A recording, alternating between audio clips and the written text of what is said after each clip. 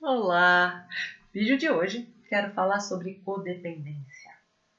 Não estou deixando de lado não o assunto da criança interna. Por quê?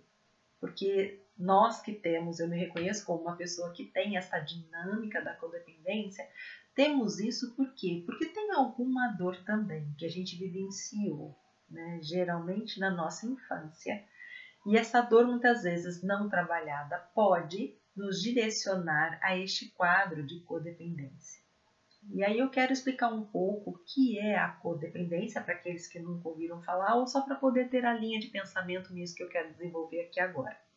Então, a codependência é quando eu coloco como prioridade e urgência as demandas do outro. É quando eu quero ou eu preciso muitas vezes, até consciente ou inconscientemente, cuidar, né? E eu preciso cuidar de quem? De quem? Depende de quem precisa. Aí parece que é algo muito legal, né? Porque olha que legal, estou ajudando o outro. Mas a grande questão é, o codependente, ele faz isso ao preço de não se perceber, né? Então ele se invalida e valida o outro. E dentro de uma dinâmica de codependência, existe sempre a necessidade de ter quem? Um dependente, uma pessoa que precisa ser cuidada. Então é uma dinâmica muito complementar. E se a gente for ver, a gente vive várias situações na nossa vida onde tem pessoas que estão precisando ser cuidadas. E o grande desafio do codependente é dimensionar. Eu quero ajudar ou eu quero salvar? A diferença entre ajudar e salvar é o limite que eu estabeleço de acordo com as minhas necessidades, com as minhas possibilidades.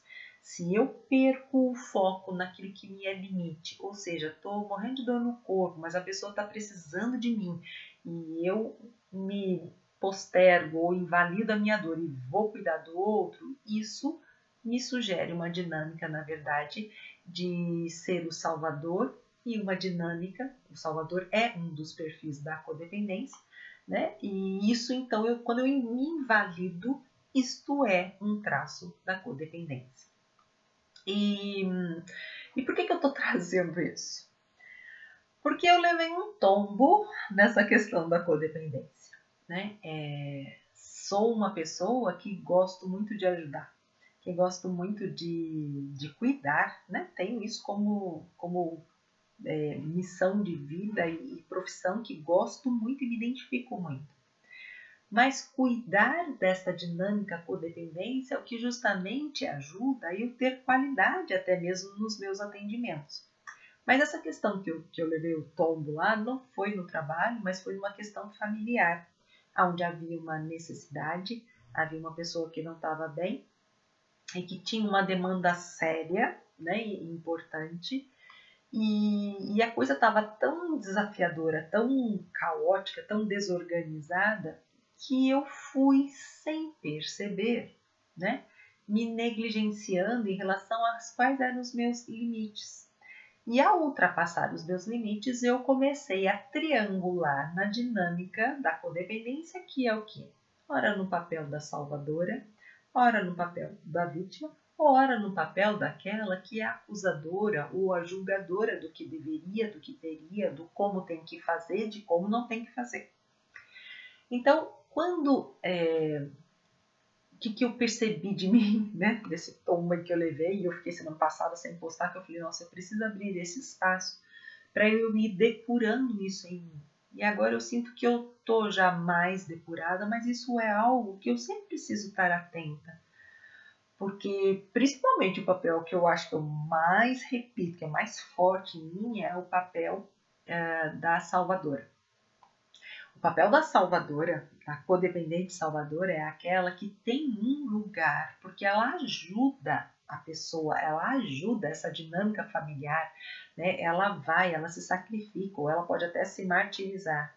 A gente tem no nosso inconsciente, eu diria até no nosso inconsciente coletivo, muitos filmes onde a gente assiste isso, que vem alguém e que apanha, que salva a cidade, que morre, mas a cidade foi salva, né, que se martiriza. Então, assim, nós vivemos numa sociedade onde o salvador da pátria é muito valorizado. E eu confesso aqui que este é o papel que eu mais entro. Muito, é claro, pelo papel que eu tenho de psicóloga, né, de entendedora das dores dos outros, eu cuido disso, mas eu precisava estar mais atenta a essa dinâmica de isso é ajuda, Fernanda, ou você está tentando salvar? E eu não fiz essa pergunta para mim. Quando eu vi pessoas que eu amo embaralhada ali no meio desse caos, eu me pus maior. E eu achando que eu podia salvar e dar conta da situação. Isso não quer dizer que eu não tinha algo a contribuir com a situação. Eu acredito que eu tinha sim. E acho que tinha não, e eu tenho, né, a contribuir. Só que a minha questão, que é onde eu não me culpo, mas eu estou tomando a responsabilidade, foi de eu não respeitei o meu limite. Eu realmente achei que eu era mais forte, que eu poderia tomar a dor dessas pessoas e tomar a situação à frente. Ninguém me pôs nada. Fui eu quem fui tomando, porque eu tive dificuldade de estabelecer o tal dos limites, como eu disse, né, lá na frente. E é muito interessante que, quando eu assumo então essa postura de ser a salvadora, isto é uma dinâmica do codependente. Eu não sei se eu falei, mas a dinâmica de codependente é porque a gente passa por esses 3 papéis. E quando eu tomo essa dinâmica, então, da codependente, eu deixei de lado de validar qual era a minha dor, né? Quando me dói ver alguém, né, sofrendo alguma coisa, qual era a minha dor que foi acessada através da dor do outro, né? Quando eu deixo de fazer essa pergunta e vou salvar o outro e não olho para a minha, eu me desconecto de mim, né? Então, essa foi a questão. Todo salvador tem dificuldade de acessar e validar o próprio sentido. Eu acho até que eu já melhorei bastante, que eu valido, eu abro esse espaço, mas é que foi uma situação tão forte para mim que eu não consegui dimensionar. E aí eu fui demais, né? E aí eu me estourei inteira. Eu não fiquei bem, eu chorei, eu fiquei com dores no corpo, eu me dei uma desestabilizada. E aí eu fui fazendo exatamente isso que eu falo aqui para vocês, quando a gente está nesse processo de se autoconhecer, de se autotransformar através da dor. As dores, elas existem não para que a gente fique sofrendo, mas para que a gente possa abrir esse espaço de, peraí, o que é que eu fiz? Mas não me culpando, mas o que eu fiz? Né? Qual é a minha dificuldade de ter dito não? Né? Qual é a minha dor, né, que me fez entrar nessa dinâmica e eu fui como a salvadora e me estourei inteira, né? E depois de ter entrado nesse papel da salvadora, como eu disse, a gente muda de papel. Eu fui para a vítima, né? Depois, no dia seguinte, eu estava muito cansada, muito fragilizada. Mas não era uma fragilidade onde eu estava acolhendo o meu processo ainda de vulnerabilidade. Ainda não, eu estava na vítima porque eu estava achando então que a pessoa lá que eu vivia a situação era a algoz de mim, né? Então ela foi ruim comigo, ela falou coisas que eu não merecia ouvir, isso foi muito ruim, então eu estava na vítima. E ao entrar no papel da vítima, né, eu deixo também de perguntar para mim, né, qual é a questão que eu preciso assumir diante disso que aconteceu, né? Mas no domingo fiquei lá um tempo ainda nesse papel da vítima, me sentindo afetada, vitimizada pelo acontecido. E depois eu saí, eu fui para o papel, né, do acusador, onde eu falei, mas também a fulano de tal, isso também é difícil. E ao rever, né, os meus julgamentos mentais a respeito dessa situação, eu pude também ir vendo qual era a minha dor, de novo, né, que eu estava ali falando daquela pessoa. Né, quando eu me sinto atingida por aquela pessoa, qual é a minha necessidade, né? Como eu cuido, como eu abro espaço, né, para cuidar de mim diante daquilo que eu sinto que aquela pessoa, né, não foi gentil comigo, ela não foi cuidadosa comigo, e a mesma coisa. Eu fui cuidadosa comigo? Eu fui gentil comigo? Como é que foi me colocar naquela situação? Enfim, todas as vezes, então, que a gente está nessa dinâmica de salvar o outro, ou seja, eu deixei de respeitar os meus limites, a gente entra automaticamente nessa tríade. E o caminho de saída é o quê? Então, eu vivi isso durante 2 dias depois do acontecido, e aí eu fui, né, na parte de dizer para mim mesmo a minha verdade, de compreender qual era esse comportamento tendencioso, repetitivo que eu tenho diante das demandas de dor das pessoas que eu amo. E aí eu falei, opa, fui fazendo, escrevi, aí eu chorei, daí eu escrevi, aí eu fui para terapia, aí eu voltei. E aí eu fui identificando, e isso ainda é processo, ainda estou identificando com muita verdade esta minha parte, né? Qual foi a minha contribuição? O que eu fui fazendo comigo, né? Que lugar é este que eu priorizei o outro e não me priorizei ou não me respeitei, né? Depois, né, de identificar a verdade desses meus comportamentos automáticos, eu entrei em contato mesmo com a minha vulnerabilidade, ou seja, eu não sou onipotente, eu tenho limites, eu não vou dar conta de tudo, né? Eu não consigo, qual é o tempo que eu não consigo, qual é o tempo que eu preciso para ir depurando isso tudo, né?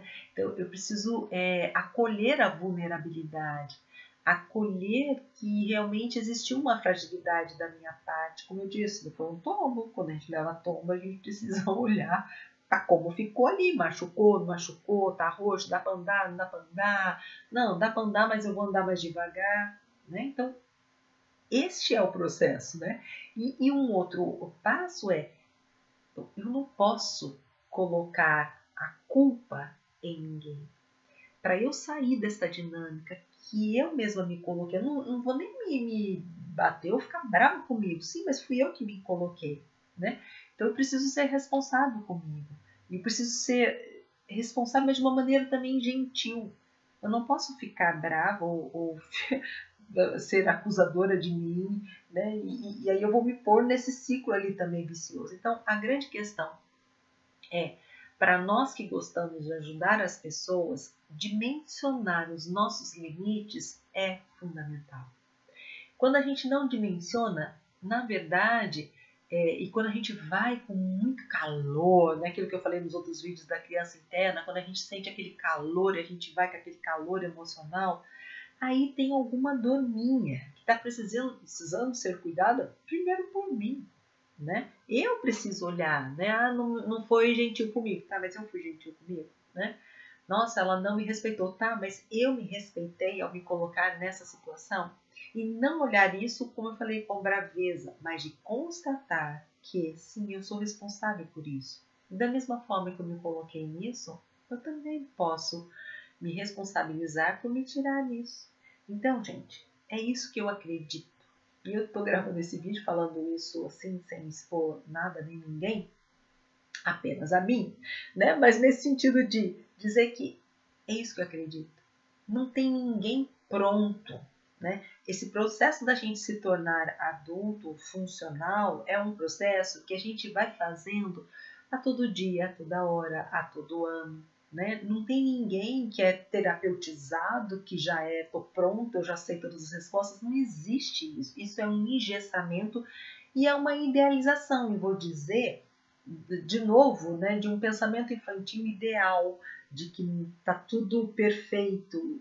Não, né? A nossa perfeição, ela se faz à medida que eu vou acolhendo os meus processos de acertos e erros. Por isso que eu quis gravar esse vídeo um pouco falando ali, né, desse tombo aí que eu levei, sem revelar necessariamente o que, mas dizer o que? Isso é o tal do processo, né? O processo não se dá no pilim-pim-pim, como a gente gostaria. Você acha que eu não gostaria? Claro que eu gostaria, mas não existe isso.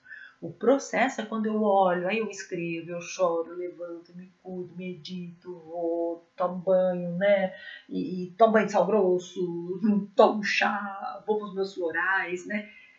Vou para terapia, enfim. É assim, Entendeu? Não tem nada mágico plim-plim-plim. Eu acho que isso também é muito importante de dizer. Por isso que eu quis gravar esse vídeo assim, dizendo essas coisas aí. Enfim, eu fico por aqui. Um beijo.